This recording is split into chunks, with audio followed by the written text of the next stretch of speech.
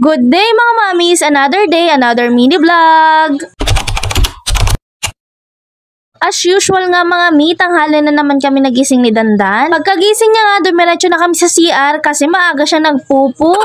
Inugasan ko muna siya mga mi bago bumalik ako dito sa kwarto para maglikpit nitong hinigaan namin. Inayos ko na nga itong mga kumot at unan at tignan nyo naman ang Dandan, nakikagulo din.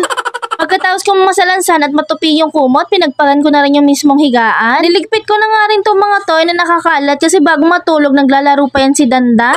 Kaya tuwing gigising kami mga mi, magulo talaga yung kwarto namin. After ko nga maglinis sa kwarto, dumiretso na ako dito sa kusina para magluto ng iaalmusal namin ni Dandan. As usual mga mi, itong favorite nga ni Dandan yung lulutuin ko.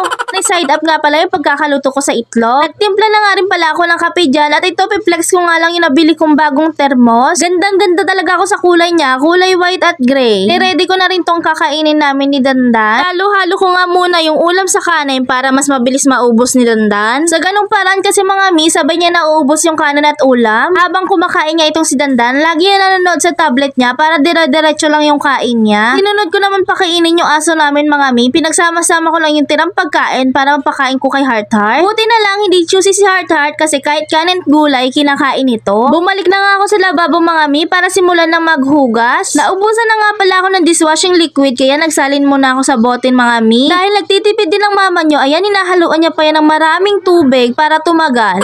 Kapag naghuhugas nga pala ako mga mi, inuuna kong hugasan yung mga bote ni Dandan. Nasabay ko na sa pagsabon para isahang gamit na lang ng tubig. Dahil nga yung tubig namin dito mga mi, iniigib pa sa poso. Kaya para mas makatipid ako sa tubig, sinasabay ko na talaga siyang hugasan. Mga feeding bottle nga ni Dandan, yung una ko munang huhugasan dahil di naman masyadong marumi yun, gatas lang naman ang nilalagay doon. Bago ko nga punasan yung lababo, sinabay ko na nga rin tong kalan namin na madungis na. Pati na rin tong mesa namin, inayos ko na rin yung pagka-arrange ng gamit. Ewan ko ba mga mi, kapag may kukuha ng gamit dito, hindi kaya ibalik sa tamang lagayan. Kaya mayat-maya dapat ayusin kasi ang gulo-gulo tingnan. Pagkatapos ko sa mesa, ito namang sala yung sinunod ko mga mi. Tinanggalan ko nga ng isang cover itong upuan para di naman pangit tingnan. Yung isang cover kasi ng isang sopa is nadumihan na kaya nasa labahan na. Pagtanggal ko nga ng sopa, tingnan nyo naman mga mi, pinaghalong kalat at mga toys ni Dandan yung nakita ko. Pag may junakis ka na talaga, asahan mo bawat ng sulok ng bahay nyo may laruan.